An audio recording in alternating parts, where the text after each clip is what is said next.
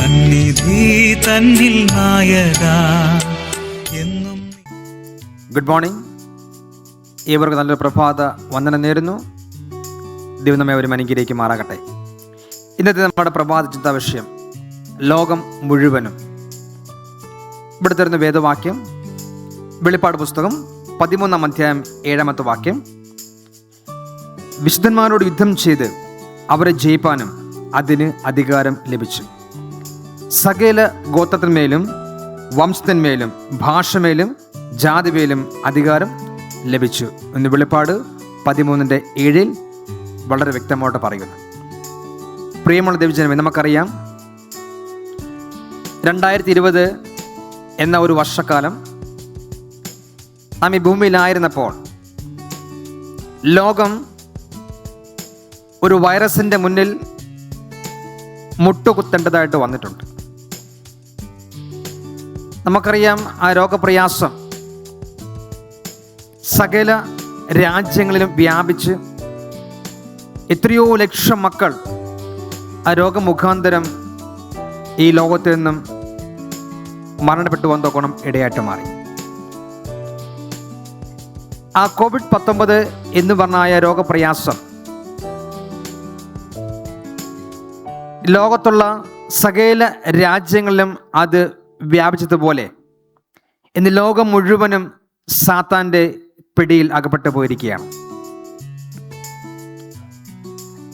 പിശാചിന് സകല ഗോത്രങ്ങളുടെയും ഭാഷകളുടെയും രാഷ്ട്രങ്ങളുടെയും മേൽ മൃഗത്തിൻ്റെ അധികാരത്തിന് സൗകര്യമൊരുക്കുവാൻ ഈ ലോകത്തെ മുഴുവനും വീണ്ടും മറ്റൊരു ശക്തിയുടെ, അതായത് സാത്താനെ തന്നെ ശക്തിയിലാക്കുവാൻ തൊക്കണം സാത്താൻ ശ്രമിച്ചുകൊണ്ടിരിക്കുകയാണ്. നമുക്കറിയാം നാം ജീവിക്കുന്ന ഈ ലോകം നമുക്ക് അനുയോജ്യമായൊരു ലോകമല്ല.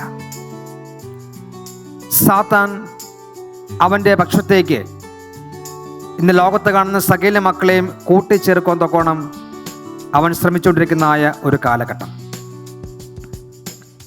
ഇവിടെ നാം ചിന്തിക്കുമ്പോൾ ഏകദേശം ഇന്നത്തെ വാക്യത്തിൽ പറഞ്ഞൊരു ഏറ്റവും വലിയൊരു കാര്യമുണ്ട്. പാപ്പാത്വ അധികാരം തീർച്ചയായും നാം പഠിക്കേണ്ട ഒരു കാര്യം തന്നെയാണ്. 1260 വർഷക്കാലം തൻ്റെ വിശുദ്ധന്മാരുമായി യുദ്ധം ചെയ്തു ഈ സാത്താനൻ്റെ വിശുദ്ധന്മാരെ പീഡിപ്പിച്ചു എന്ന് പറയുന്നുണ്ട്. 1260 വർഷക്കാലം. ഈ അതേ മൃഗം തന്നെയാണ്, ആ മൃഗം തന്നെയാണ് പാപ്പാത്വം യേശുവിൻ്റെ 2ാം വരവ് വരെ ദൈവ ജനത്തിനെതിരെ യുദ്ധം ചെയ്തുകൊണ്ടേയിരിക്കും. പ്രിയമുള്ള ദൈവജനമേ, യഥാർത്ഥമായ ദൈവത്തെ ആരാധിക്കുന്ന ദൈവ മക്കൾക്ക് കൊടിയമായ പീഡനങ്ങൾ ഉണ്ടാകും.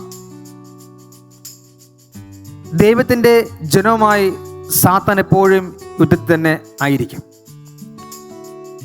യുദ്ധം ചെയ്ത് ദൈവത്തിൻ്റെ ജനത്തെ അവൻ്റെ പക്ഷത്താക്കുവാൻ ഉള്ള ശ്രമത്തിലാണ് സാത്താൻ. ഇന്നത്തെ പ്രഭാതത്തിൽ നാം അത് വ്യക്തമായിട്ട് മനസ്സിലാക്കേണ്ടിയിരിക്കുന്നു. ഇവിടെ ഒരിക്കലും ഈ ലോകത്തിലെ പിശാച് നമുക്ക് വേണ്ടി അവൻ ചിന്തിക്കത്തില്ല. നമ്മുടെ താല്പര്യം സാത്താൻ്റെ ഹൃദയത്തിലില്ല. വാസ്തവത്തിൽ സാത്താൻ നമ്മെ തകർക്കണം മാത്രമേ ആഗ്രഹമുള്ളൂ. ആരെ? ദൈവത്തിൻ്റെ ജനത്തെ. ഞാനും നിങ്ങളും ഈ കാലഘട്ടത്തിൽ നാം ജീവൻ സൃഷ്ടിച്ചത് ദൈവത്തിൻ്റെ കൃപ ഒന്നുകൊണ്ട് മാത്രമാണ്. ആ ദൈവത്തിൻ്റെ കൃപ നമ്മളില്ലായിരുന്നെങ്കിൽ നാം ഈ ലോകത്ത് നിന്ന് എന്നെ മാറ്റപ്പെട്ടു പോകുമായിരുന്നു. എന്നാൽ ആ സാത്താൻ്റെ ചിന്തയിൽ നാം അകപ്പെട്ടു പോകാതെ ദൈവം നമ്മോട് പറഞ്ഞായ കാര്യങ്ങൾ ചിന്തിച്ചുകൊണ്ട് ഈ ലോകത്തിന് അനുപ്പെടാതെ വണ്ണം നാം ദൈവത്തിൻ്റെ സന്നിധിയിൽ ഉറച്ചെടുപ്പാൻ നോക്കണം ഇന്നത്തെ വാക്യങ്ങൾ നമ്മെ ഓർമ്മപ്പെടുത്തുന്നു. ഇവിടെ മൃഗത്തിൻ്റെ പീഡനം ഒരു വൈറസ് പോലെ തന്നെ ഒരിക്കൽ കൂടി ഭൂമിയിലേക്ക് വീണ്ടും വരുമെന്ന് കർത്താവിൻ്റെ മാറ്റമില്ലാത്ത വചനം നമ്മൾ ആഹ്വാനിച്ചു.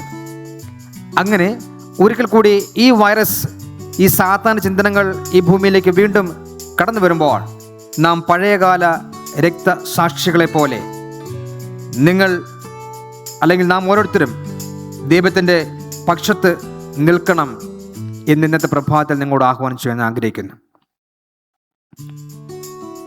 വീണ്ടും ഒരു വൈറസ് പോലെ സാത്താൻ ഈ ലോകത്തിൽ അതിശക്തിയോടെ കടന്നു വരുമ്പോൾ നമ്മുടെ മുൻകാല നമ്മുടെ പ്രവാചകന്മാർ, അനേക രക്തസാക്ഷികൾ ദൈവഭാഗത്ത് ഉറച്ചു നിന്നതുപോലെ ഞാനും നിങ്ങളും ഉറച്ചു നിൽക്കേണ്ടത് ഏറ്റവും അത്യാവശ്യമാണ്. തീർച്ചയായിട്ടും അങ്ങനെ ഉറച്ചു നിൽക്കുമെങ്കിൽ നമ്മുടെ കർത്താവ് വീണ്ടും വരുമ്പോൾ നല്ല ദാസനെ, നല്ല ദാസയെ, നല്ല മക്കളെ എന്നുള്ള വിളി കേൾക്കുവാനും ആ ദൈവത്തിൻ്റെ ഭാഗത്തായി തീരുവാനും ഇന്നത്തെ പ്രഭാതം നമ്മെ വരും അനുഗ്രഹിക്കുമാറാകട്ടെ. നമുക്കൊരു വാക്ക് പ്രാർത്ഥിക്കാം. ഞങ്ങൾ ഏറ്റവും അതിവാത്സല്യമായി ഞങ്ങളെ സ്നേഹിക്കുന്ന നല്ല കർത്താവേ, നല്ല പ്രഭാതനം ഞങ്ങൾ കർത്താവിനെ സ്തുതിക്കുന്നു, സ്തോത്രം ചെയ്യുന്നു. കർത്താവ് ഇന്നത്തെ ലോകം മുഴുവനും പൈശാചികൻ ദൈവത്തിൻ്റെ ജനത്തെ അവൻ്റെ പക്ഷത്താക്കുവാൻ തൊക്കണം കർത്താവ് ശ്രമിക്കുമ്പോൾ അടിയങ്ങൾ കർത്താവിൻ്റെ ന്യായപ്രമാണം ദൈവവചനം വ്യക്തമായി പഠിച്ച് കർത്താവെ, മുൻപത്തെ കർത്താവെ പ്രവാചകന്മാരെ പോലെ അടിയങ്ങളും കർത്താവിന് വേണ്ടി നിലകൊള്ളുവാൻ ഞങ്ങൾ ഓരോ മക്കളും സഹായിക്കുമാറാക്കണം. പ്രാർത്ഥന കേട്ടതിന് സ്തോത്രം. യേശു ക്രിസ്തു മഹത്വമുള്ള നാമത്തിൽ യാചിക്കുന്നു, കേൾക്കണം നല്ല പിതാവായ ദൈവമേ. ആമേൻ.